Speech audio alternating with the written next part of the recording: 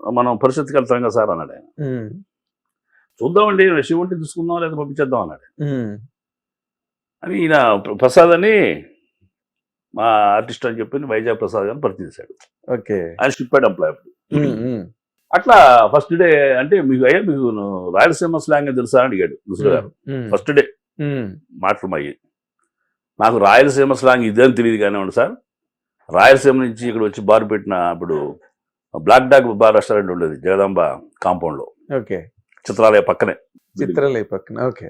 Black and white ఇది ఉండేది. Black dog. Okay. Black dog bar and restaurant ఉండేది. వేణుగోపాల్ రెడ్డి అని ఈజ్ ఫ్రమ్ నెల్లూరు అండి. ఓకే.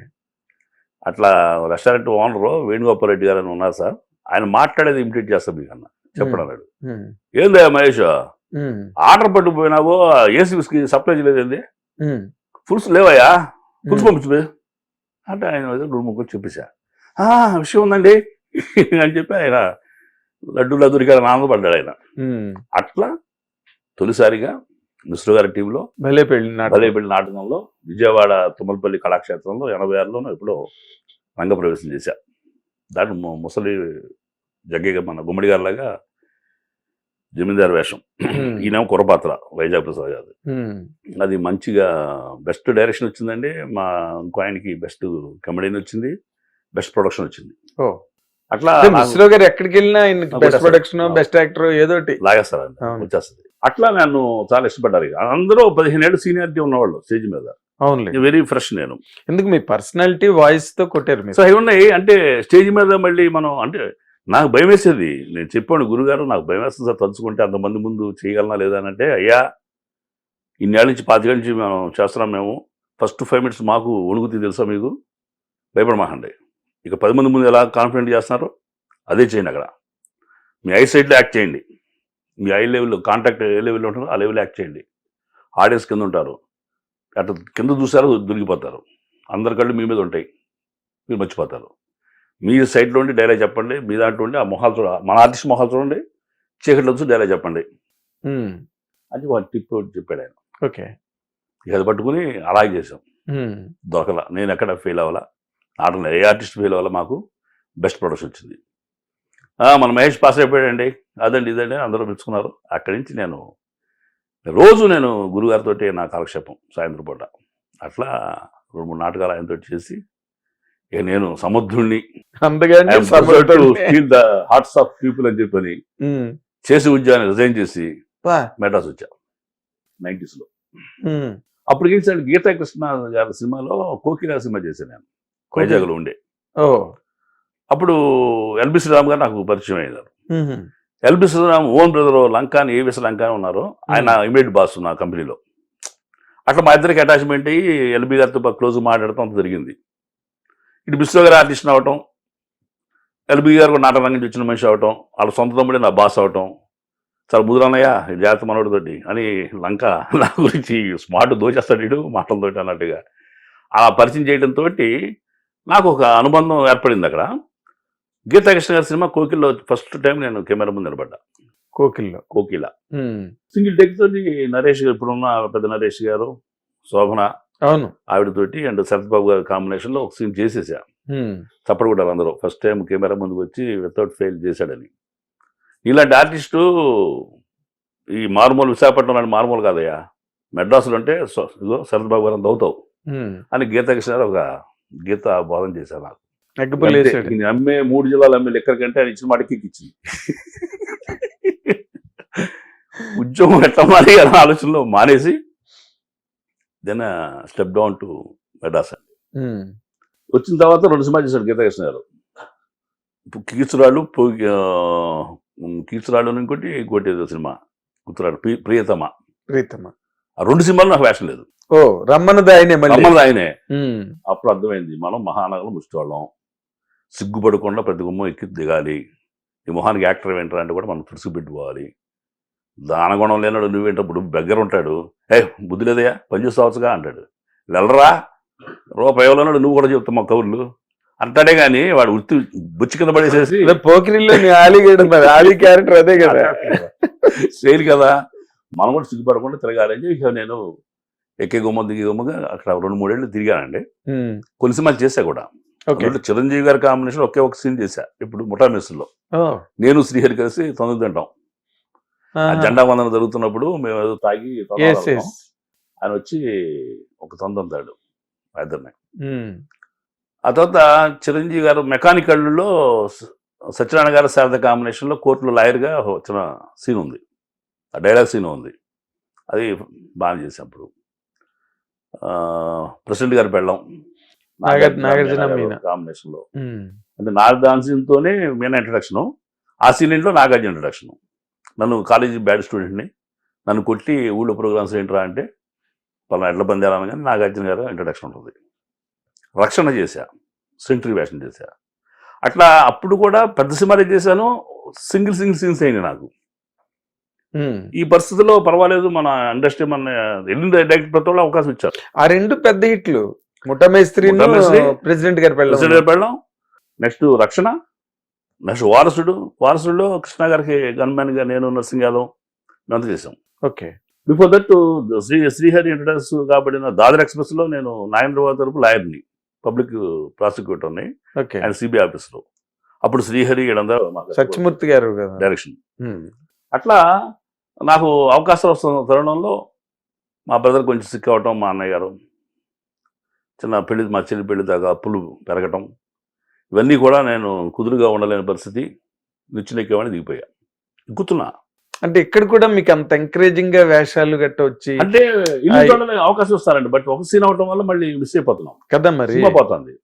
అయితే బతకగలిగిన డబ్బు నాకు ఉంది. అప్పటికి నేను నమ్మరు 90s లో 40,000 వెళ్ళా, నేను 40,000 వెళ్ళా, మోటార్ సైకిల్ తీసుకెళ్ళా, 40,000 తోటి మోటార్ సైకిల్ తిరిగి ఉండి మెడ్రాస్ రోడ్ల మీద.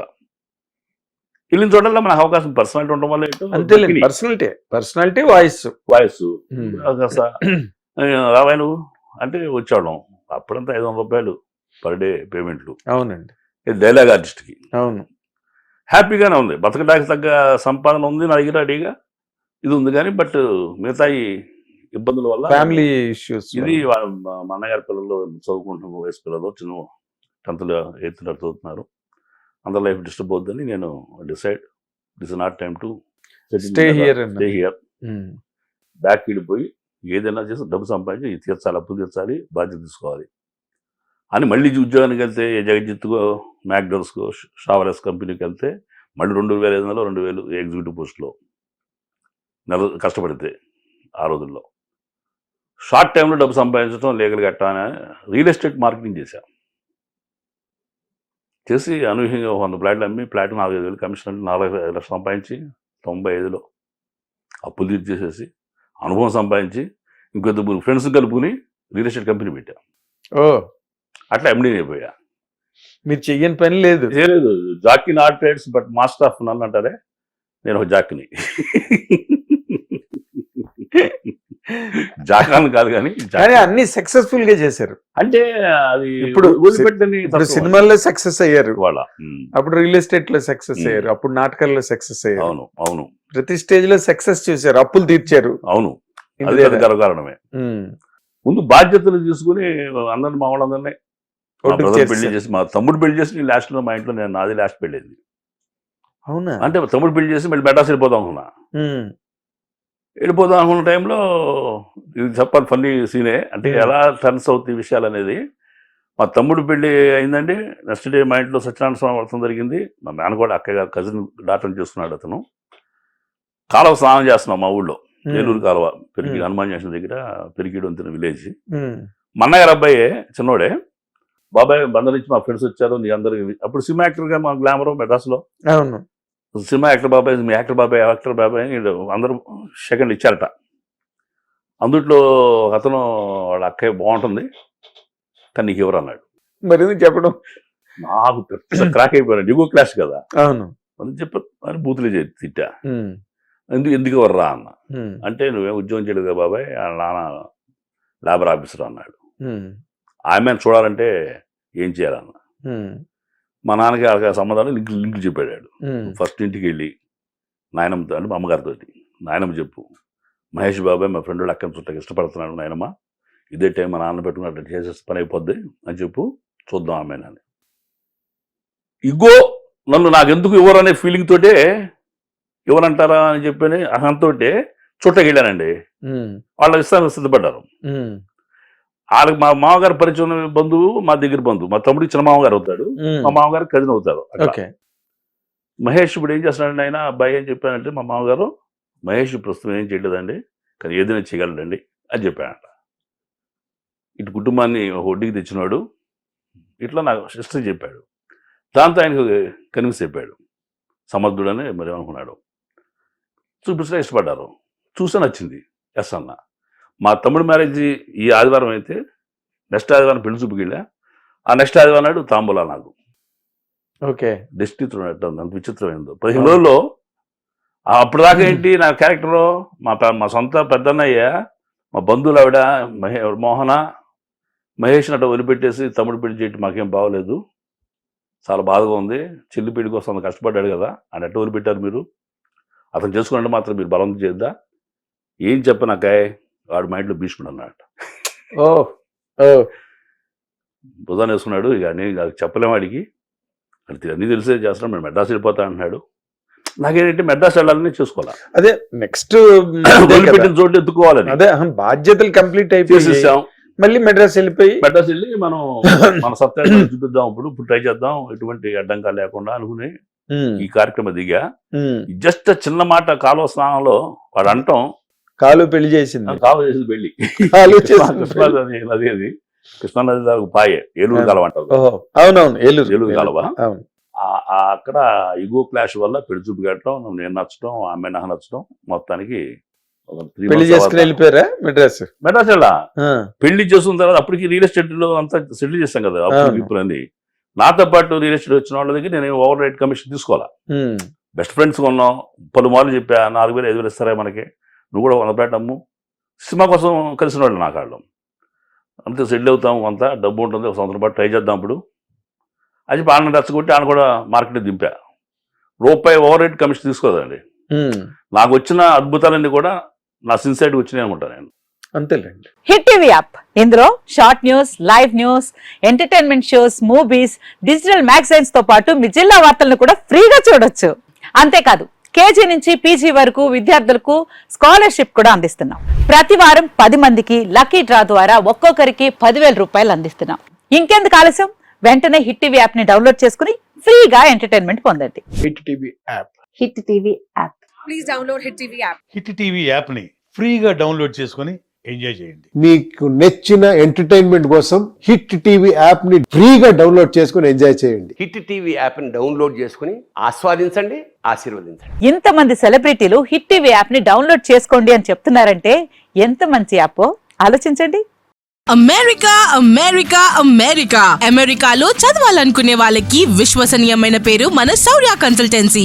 UK లో 1 year masters, UK లో 1 year masters, 2 years work permit up to 5 years visa. Contact Shaurya Consultancy. Contact 89851 89851.